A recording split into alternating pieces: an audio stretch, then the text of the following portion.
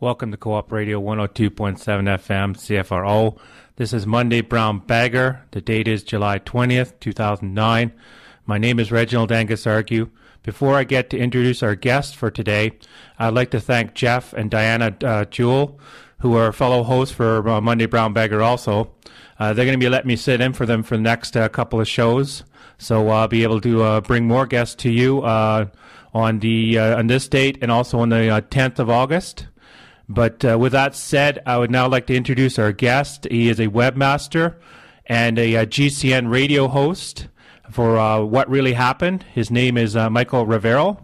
Hello, Michael. Aloha. Well, thank you so much for agreeing to come on.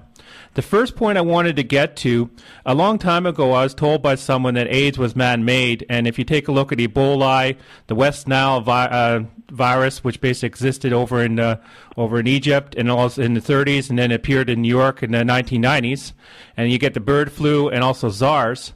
With this in mind, in July 17th of AP came out with an article which it was signed, in the article it says, vaccine makers and federal officials will be immune from lawsuits that result from any new swine flu vaccine under the document signed by Secretary of Health and Human Services Kathleen Sebras, government health official.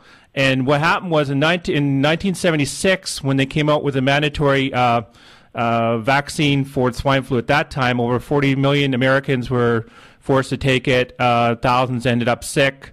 Hundreds died from it. So now they're sort of protecting themselves. What is your thoughts on all this there, Michael? Well, my idea of an ideal solution would be to make sure the vaccines are going to be safe. And this is hardly the first time the U.S. government has done this. If you go back and look at the legislation which created the Homeland Security Act here in the United States, you will find in there also an amendment which granted immunity from lawsuits to the makers of vaccines that were using the mercury-based preservative thimerosal. And this, of course, there's a great deal of anecdotal evidence. In fact, some new science reports have just come out in the last couple of months which link that use of mercury to the epidemic of autism, which is really just, hammering America's children. And it's kind of interesting to note that the children of the Amish people who refuse vaccines on religious grounds, they get 0 autism cases. So it does appear that there's a strong link. But our government, rather than fix the problem, is simply resorting to the idea of passing laws saying, well, we can't be sued about it, and we're sorry, and we feel really bad about it, but you're kind of on your own. We saw this back during the early development of nuclear weapons, where the U.S. government staged a nuclear test explosion in the deserts of Nevada and then had some soldiers march into the immediate aftermath to sort of simulate the idea of using tactical nuclear weapons to blow a breach in enemy lines and then sending troops through to the rear to exploit that breach. And these soldiers spent the rest of their life with cancers and leukemias and all these other medical problems. Then, too, the U.S. Congress passed a bill simply saying, well, this is the kind of stuff that happens if you're in the military, and we're really sorry, but we're not financially liable. So this kind of stuff has been going on all along. And I was told yesterday, but I was talking to someone who's involved with a local group here that's going to be protesting against the mandatory swine flu vaccination here in Canada.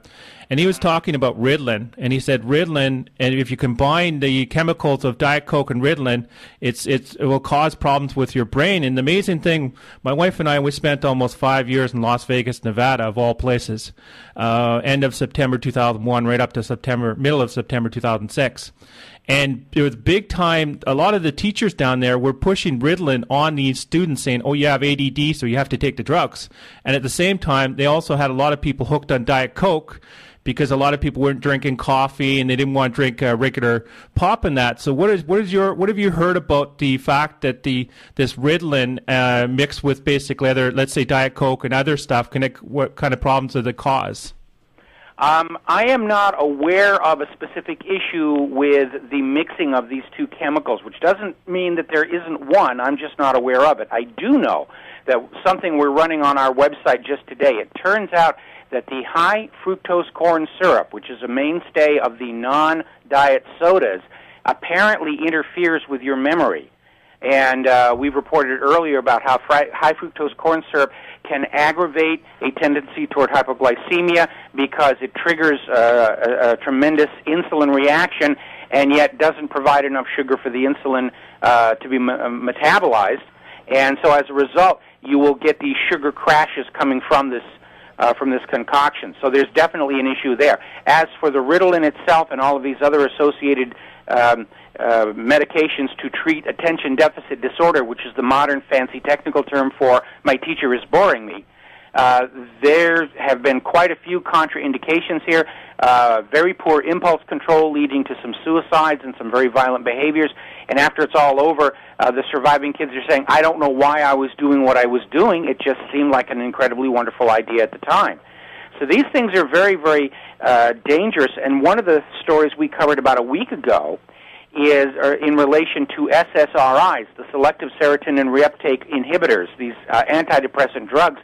They have been shown to have tremendously nasty side effects, and yet it's been known since 2005 that the theory that serotonin in the body is related to clinical depression has been shown to be false. So for the last 3 going on 4 years, the American pharmaceutical industry has been selling a medication with a lot of very bad side effects and doesn't actually do what it's supposed to do. And I think at this point, the American pharmaceutical industry is on the same moral and ethical level as the old Wild West traveling medicine show where they'd roll the wagon into the middle of the town, they'd crank down a stage on the back of the wagon, get up there and sell bottles of whatever it was they found lying around in the desert, and there'd be a dancing Indian saying, yes, this was what my people used to make us fight disease over the last 1,000 years. And it was all showmanship and all peddling, and all it was about was extracting money from the general population. So instead of the wagon, now we've got all these very glossy TV commercials with girls in bikinis or very famous movie stars saying, yes, I take this particular medication, and they'll have a little disclaimer at the end saying, all of these really bad things can happen, like your nose falling off. But the reality is these are very, very toxic medications, and now we're finding out they don't even do what they're supposed to do. So we really we are no better than the Wild West traveling medicine shows right now, at least in the United States. And here in Canada, we don't have those disclaimers when they put the commercials on. So I always like watching the American channels because you just sit there and you're going, okay, the medicine does this to apparently, allegedly, like you're saying, allegedly to help you. But then you're going to get all these other, side effects from it. So you're going to get more problems. So you're going to have to take more medication. It's almost like like you're pointing to.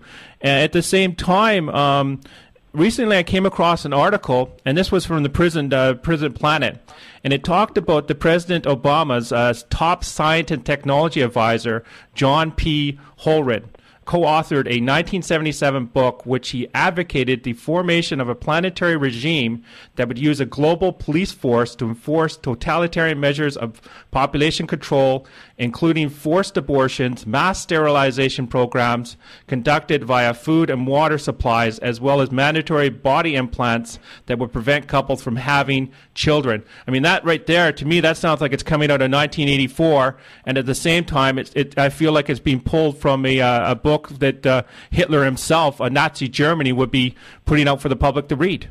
Well, you are absolutely correct on that, because all of this talk about mandatory sterilizations and forced abortions really began in the United States back in the 1930s in the so-called eugenics movement, which was an idea that we owed it to the future to allow only superior people to breed, and those with bad genes leading to poverty or genes leading to crime, just to tell you what they thought genetics was all about back then, that they should not be allowed to breed. And there were programs in many states that said if you were arrested for certain crimes, you would be sterilized, all kinds of situations like this. And you are absolutely correct. Adolf Hitler got his inspiration for his race hygiene programs from the American eugenics movement. Now, obviously, in the aftermath of World War II, the American eugenics movement had that Nazi image they had to deal with, but they're still around. We saw during the administration of Richard Nixon, Henry Kissinger authored National Security Study 200, which basically made the same comments, that overpopulation in the Third World represented a strategic threat to the United States, because those people living over those natural resources that we were going to need, well, they're just using them up. And so it was strategically necessary for the United States to depopulate these regions that had these natural resources we were going to require in the coming decades. And it was a very mercenary view of human life and population, and for a while, the conclusions of National Security Study 200 were official U.S. policy. Gerald Ford finally rescinded it as word began to leak out of some of the things that they were doing to control third world population. And I'll be the first one to admit, planet Earth has a population problem, and it always will, because sex is a lot more fun than dying. But this idea that any one group arrogates to itself the right to say, we're okay and all of you have to stop having children, that, I think, gets into some very, very serious questions of dictatorship and tyranny.